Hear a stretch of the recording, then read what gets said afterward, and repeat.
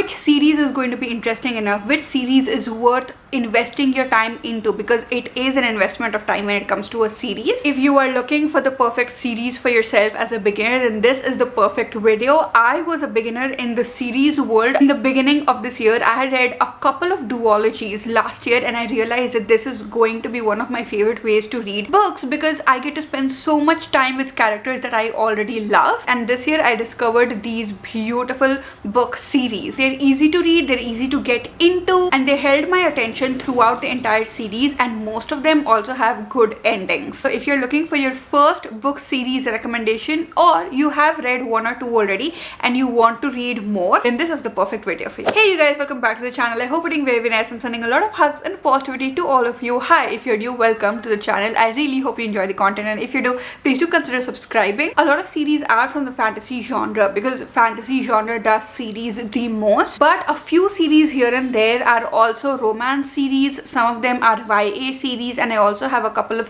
thriller series for you guys in case you don't want to start with fantasy yet. These series are not very long, and even if they are, you can choose whether you want to get into these worlds or not. I also have a couple of duologies included in case you don't want to invest yourself into more than 2 books at all. And I really hope that based on the description of the books and your own choice, you have a great time with these. I'm going to start with a thriller series, and this is the OG thriller series. If you watch my content regularly, this is the series that ignited my love for series, because before this I was very apprehensive about getting into series, but because this is from the thriller genre and the first book is a YA thriller, I love the thriller genre and I love the YA genre, so I thought that it's a good mix, and so I gave it a shot. I actually changed my life after that, because it is one of the best series that I have ever read in my entire life. So binge worthy, so easy to read. The first book can be read by teenagers too. Second book onwards, it's an adult series. Trust me, you will love it. I have yet not come across one person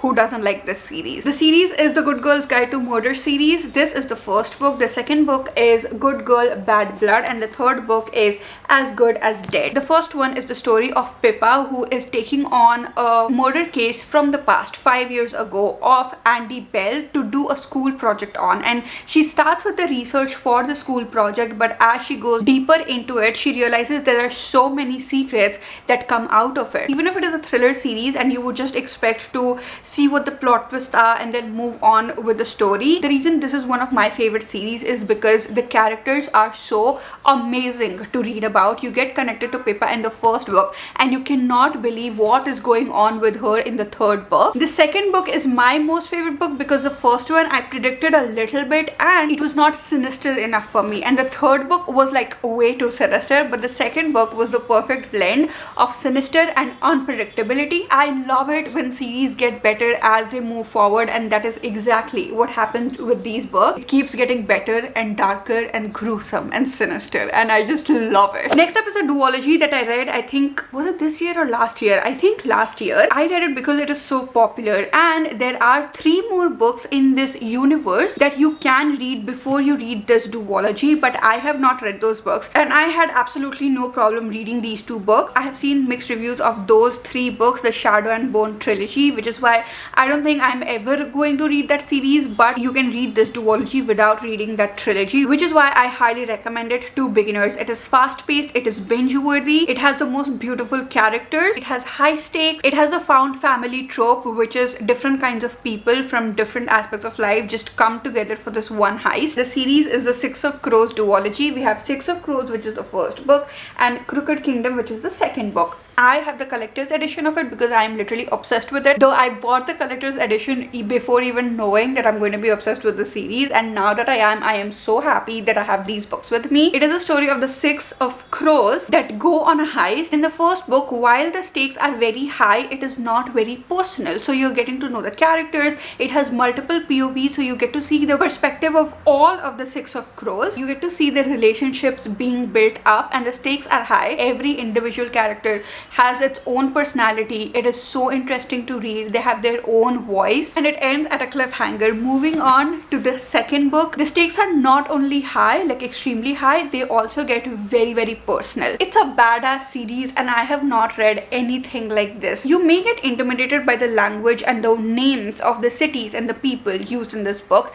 but just give it like a 50 to 100 pages. Even like 60 pages are enough, because as soon as you get encaptured by the world and the characters, those words really won't be a major problem. Next up, we have a YA dystopian series which I read this year, and I was flabbergasted. These books were released years ago, like decades ago. It was so popular among the teenagers when I was a teenager, but I was not a reader at that time, so I did not read these books. Fast forward to me being 25 years old, and I thought that because it's a YA dystopian, I will not enjoy it as much because I am not young anymore, but it stands the test of time. It is one of the best books that I have ever read. It's a 6-star series for me, and what makes it perfect is how easy it is for beginners to read. The first book in the series is one of the best first books that I have read among all of these series, because it gets you hooked in the very first chapter. No, oh, you have to get through the first book and the second book gets really good. No, first book, first chapter, you're sat. The series is the Hunger Games trilogy. We have the first book, which is the Hunger Games, the second one is Catching Fire,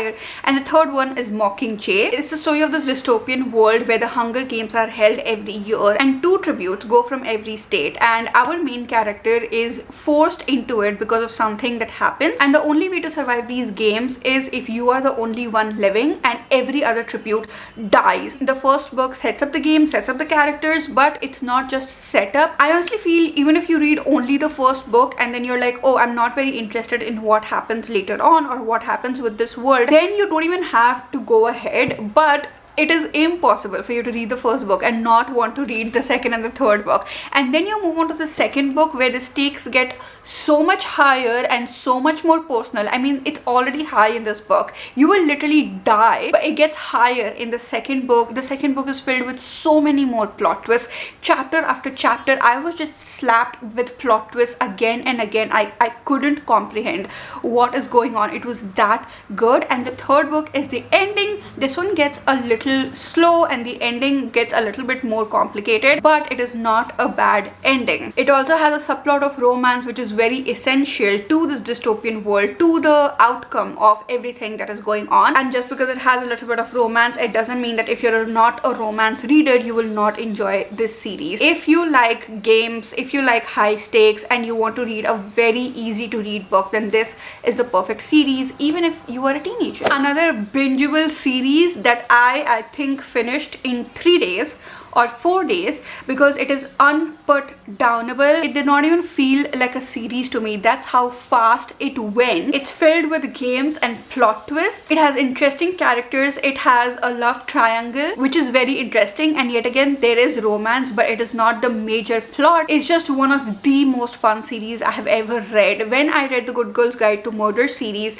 I thought that was the last time I would be so invested in a series that I will want to read it within 2 days, within 3 days, where I will not think about anything else. Then came this series, and that is exactly what happened with me again, and I was so grateful for the experience because I was looking forward to a series like this. If you're a beginner and you don't want to read a fantasy series, but you also don't want to read a very dark series, you want fun, you want upbeatness, you want real life characters, and you want palpable emotions. It doesn't go very deep into how people are feeling, but it is still very emotional, then this is the perfect series. The series is the Inheritance Games series. I feel like I'm saying series a lot of times. The first book is the Inheritance Games. We have the Hawthorne Legacy and the Final Gambit. Avery inherits an insane amount of money, insane amount of inheritance from an old man who has recently died. The twist is that Avery is nowhere related to that old man. So why is she the one getting the inheritance instead of that old man's family? Now that entire family and so many other people are so curious to know what exactly is going on, and she is surrounded by danger because of this. The old man loves games, which is why it is called the Inheritance Games. This entire series is filled with so many puzzles and games these characters have to solve. I loved the first one, but my favorite is the second one, given I look for emotions in a book. So this one was filled with a lot of games and emotions too, but the majority of it was games. This one was the perfect balance of games and emotions, and so many things are revealed. Oh my god, it was just crazy. All of the revelations that happened, like I'm having goosebumps right now because I could not predict them. This one is a good one, but I only gave this 3.5 stars because while the ending is very satisfactory and awesome to read, this one was way too heavy on the game. So if you enjoy the games in the first book, then you will love this book, and if you enjoy the emotions in the first book, then you will love the second book. In any case, you will love the series and you will love the first book, and you will not regret reading these even if you're a teenager. After a little bit of fantasy and a little bit of thrill, let's move on to a little bit of romance. First up, we have a touch of darkness, a touch of ruin, and a touch of malice. The fourth book also is out in this series, and this is the story of Hades and Persephone. Hades is the lord of the underworld and Persephone is the goddess of flowers and light. It's a popular story that Persephone was dragged into the underworld by Hades, and that is exactly what happens in this first book. So if you want to read an adult romance mixed with Greek mythology, this is the perfect series. It is so easy to read even if you don't know anything about Greek mythology, because a little bit of introduction is given about Greek mythology whenever a new character is introduced, first up, and secondly, it is set up in urban world. It is an urban fantasy, so you still see phones and nightclubs and whatnot. So it's not a complete fantasy Greek mythology world. It's very easy to read. The opposites attract, enemies to lovers romance. It's sizzling, it's hot, it's awesome. So if you want downtime, if you have read something really heavy and you want a palate cleanser, or you just want to have a really good time, this is the perfect series. I am saving these books. I'm reading it so slowly because it is the perfect balance of having a lot of drama of Greek mythology, but that being the backdrop and me enjoying the adult romance in these. The next two series I have for you are YA romance. First, we're talking about fluffy romance. This is one of the best YA romances I have read. It's fluffy, it's cute, it's as rom-com as it gets, and the series is the Better Than the Movies series by Lynn Painter. The second book is nothing like the movies. The first one is the story of Liz and Wes. Liz has recently lost her mother, but her mother and Liz loved rom-com movies, and now she's trying to hold on to the memories of her mother by watching rom-com movies, and she also wants that rom-com kind of love in her life. Some of it is also happening in real life. So we see the journey of what Liz thinks about love and how her perspective changes about love. That perspective and her experience with love shifts even more in the second book, where things are not going like the movies at all. The only complaint I had from the first book, even though I gave it 5 stars, was that we did not get Wes's perspective in this, and I love to get multiple perspectives.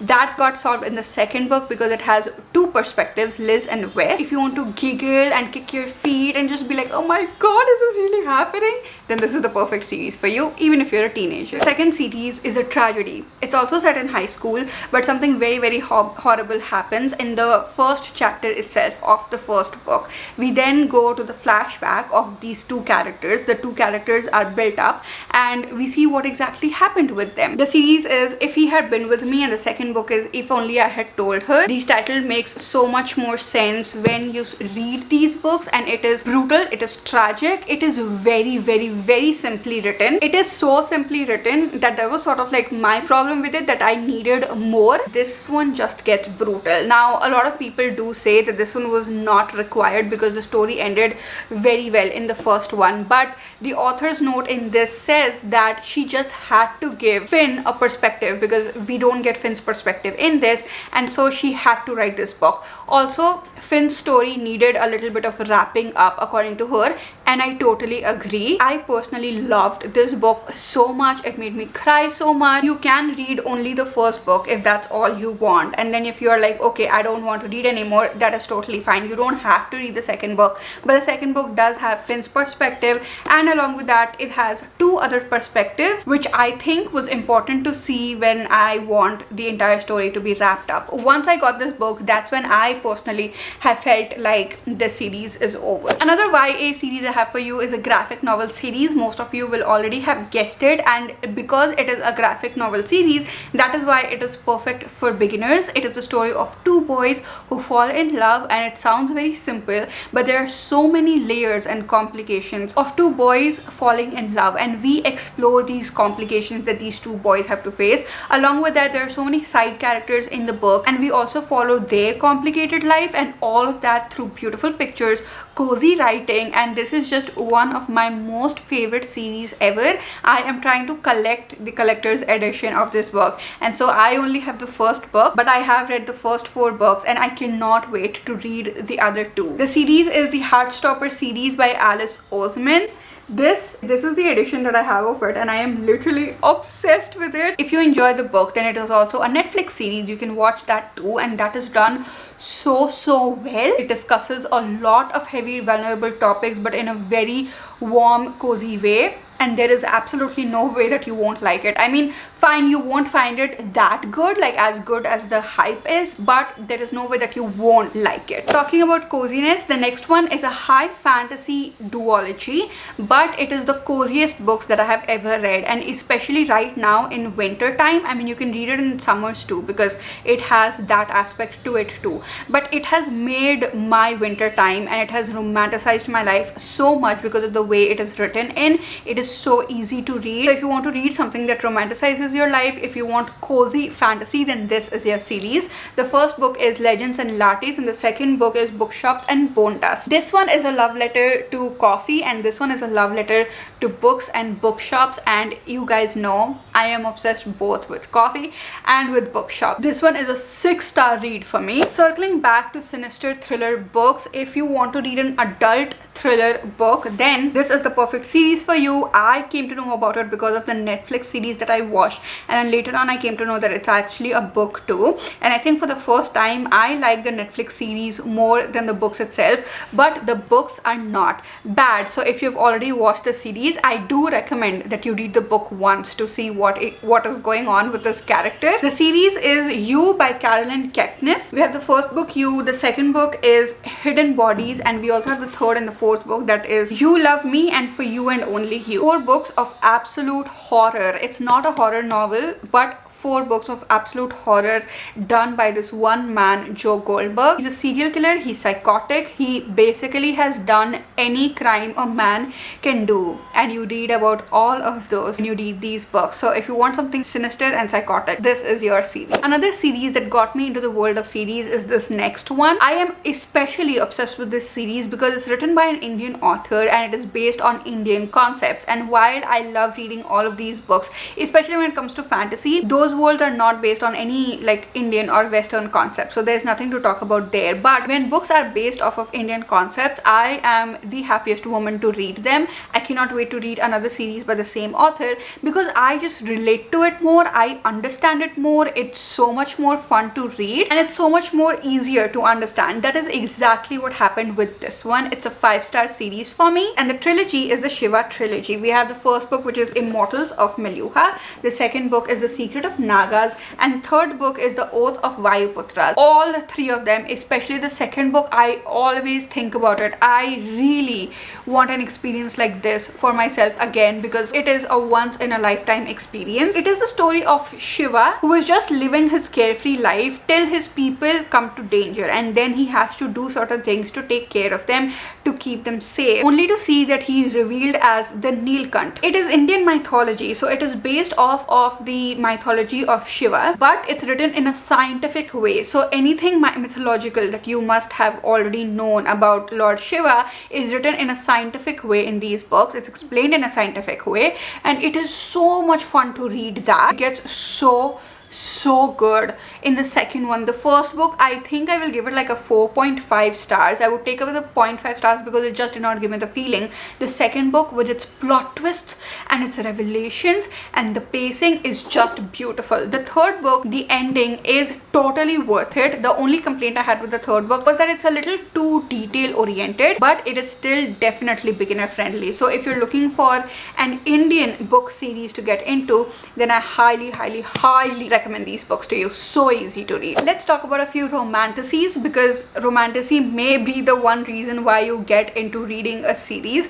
First up, we have Divine Rivals and Ruthless Vows by Rebecca Ross. This is a story of Iris, who is sending letters to her brother who is at the front line, but she has a magical typewriter, and in the letters, instead of going to her brother, are going to one of her colleagues. His name is Roman. I love the series so much because of how vulnerable, beautifully vulnerable these two characters are with each other, and it is also not extremely heavy on the fantasy side of things, as in the world building. It's not very information heavy, so it's very easy to read. It also has the added zing of it being rivals to lovers. So if you're looking for a romantasy but you don't want to get into a very big series, then this is the perfect start for you. If you are okay with reading a lot of thick books but they're still very binge worthy and easy to read and beginner friendly, then we have the OG romantasy, which is the ACOTAR series. We have A Court of Thorns and Roses, A Court of Mist and Fury, A Court of Wings and Ruin, A Court of Frost and Starlight, and A Court of Silver Flames. First three books are one trilogy. This one is a novella related to the first trilogy,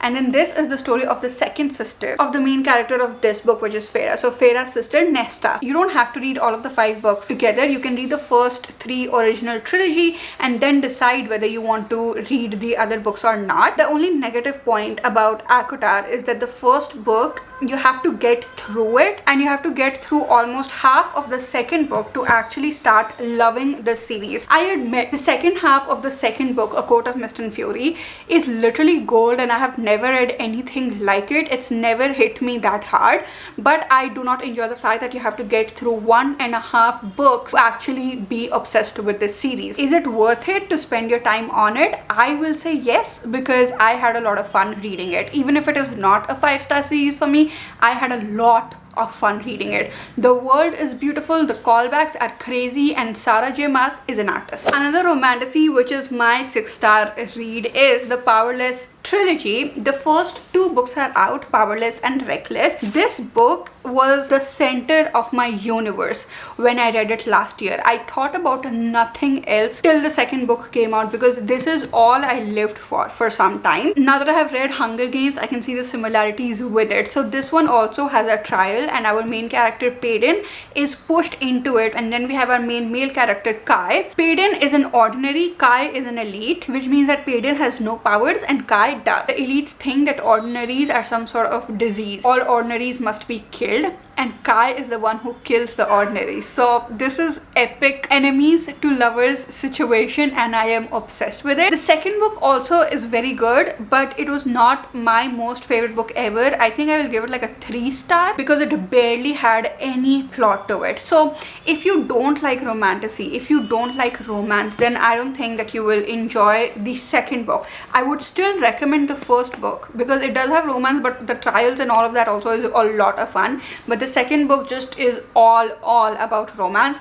Now I cannot wait for the third book, because I'm hoping that the third book will make this one make sense. It's an ongoing series. I hope that the ending is good, but for now I am highly recommending this series because Powerless just is everything. It's going to be a Roman Empire. Another enemies to lover romance. This is my OG favorite duology. It is The Wrath and Dawn and The Rose and the Dagger by René Attier. The king in this world marries a new woman and then kills her the next day. He kills a new wife every single day, and because he kills our main female character's best friend, she actually volunteers to become his wife, even if he will kill her the next day, but she wants to kill him first. Peak enemies to lovers. And the best part about this duology is that it is old school love, the royal love, where they talk to each other like, oh my god, all I can think about are rose petals. The second one is heavier on the war and the politics side of it, but it still does have very good romance. It's a very beginner friendly series, very beginner friendly romantasy, very beginner friendly enemies to lovers. Another ongoing enemies to lovers is the Fourth Wing series. The third book was recently announced. It's I think called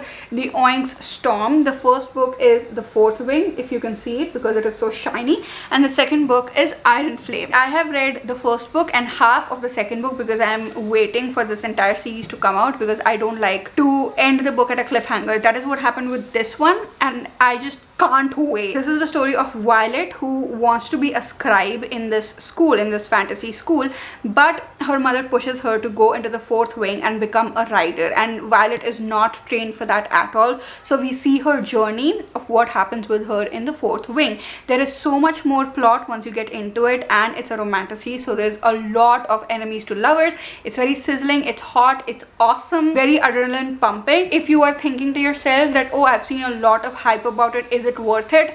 It's not worth the hype. The hype was just insane. It's definitely overhyped, especially after I have read so many other books. But does that mean that it's bad? No. If you want to have a fun, rocking time, then this is going to be your book. And then we have the second book, which is the continuation of the first book, because this one ends at a cliffhanger. I think it's going to be a 5-book series, and the third one is now going to be out soon. So do with that information what you want to do. Next up, we have a cute, very deeply emotional YA romance duology. The book is Aristotle and Dante Discover the Secrets of the Universe, and Aristotle and Dante Dive into the Waters of the World. The titles describe these books so perfectly. Aristotle is an introvert, Dante is this curious guy, and they both become friends and fall in love and discover the secrets of the universe, and I am obsessed with this book. And in this one, they face the reality of falling in love. It's also set in a historical time where two boys falling in love was not normal. They have to struggle through it, and we see what their struggles are in the second book. The second book gets very intense and serious, but it's still very, very beautiful, and it's so nice to be following these two boys who are in love with each other and seeing them face the troubles of the world together. Next up, this book actually has 5 books out right now, and more are to come, but you can read it in the form of duologies. First up, we have Binding 13, and the second one is Keeping 13. These two books are the story of Johnny and Shannon, and it has a found family trope, which means so many other characters from different areas actually come together and become each other's family. So the third and the fourth book is the story of Shannon's brother, and the fifth book is the story of Johnny's friend. Once you read these books, you can decide for yourself if you want to read those or not. I've only read this duology, and I am going to read the other books too, because I'm absolutely obsessed with these characters. It's a story of Johnny who is obsessed with his games because it is his future. He sees nothing else. The discipline, the motivation, everything. His life is dedicated to rugby and his games. And then we have Shannon, who feels unsafe within her own home because of how horrible things are for her. And then they cross each other's path, and we see what happens with them. It's basically like watching a vlog of these two characters, like real life day-to-day vlog of these two characters, except that because of Shannon's family, it becomes extremely tragic, and because of Johnny's obsession with his games, it also becomes very adrenaline pumping because you want to see what happens with that. It's very easy to get through them, which is why I'm recommending it. Even if you are a beginner, you won't feel like you're reading a very thick book. Especially if you're a beginner and you want to read a thick book, then I think these books are the way to go. The best part about this book is the vulnerability that both of these characters have with each other. That is unmatched. The way they both talk to each other, the way they treat each other, it's beautiful. It has very heavy topics in it, and even though both of the characters are very young, I do not recommend this to teenagers. You have to be like 18 plus or 20 plus to read these books. In the end, I have 2 OG book recommendations for you guys. First up, we have the Percy Jackson series, which is a Greek mythology series. We have Percy Jackson and the Lightning Thief, Percy Jackson and the Sea of Monsters, Percy Jackson and the Titan's Curse, Percy Jackson and the Battle of Labyrinth, and Percy Jackson and the Last Olympian. This is a story of Percy Jackson, who is a demigod, which means that his mother is from the human world and his father is a Greek god. It's adventurous, it's gripping, it's extremely easy to read. You can read it even if you are a teenager, and it's OG. It's OG for a reason. It's so emotional and heartfelt. And if you have already read Harry Potter and you're like, I wish there was another series like Harry Potter, but not Harry Potter and like in a different setting, then this is your series. And in the end, obviously, we have the entire Harry Potter series. Most of the people in the world start their reading journey and their series journey with Harry Potter. I think Harry Potter was the first series that I have ever read. It did not get me into series, but I was definitely obsessed with it. It's a story of Harry Potter who realizes that he is a magician and he goes to magic school. And that sounds very bleh, but that's all I'm going to tell you, because I'm pretty sure there's enough information out there about Harry Potter and you do not need more of it. Is it worth the hype? Totally. The world is insane. The details insane. The emotional capacity, oh my god. And the stakes so high. It is one of the best series that I've ever read in my life. These are all of the series that I would recommend to you if you are a beginner. Now, there are so many series that I am in the middle of right now. So I will make another part of it once I am done with them. And in that part, I will also recommend a few series which is not meant for beginners, because I have read a couple of series that I can see right now in my shelf. I have read them, but I'm not recommending them because it's very hard to read those. If you enjoyed this video, please do like, share, comment, all of those things. Let me know if there's a series you want me to read, and I'll see you guys again very soon. Bye.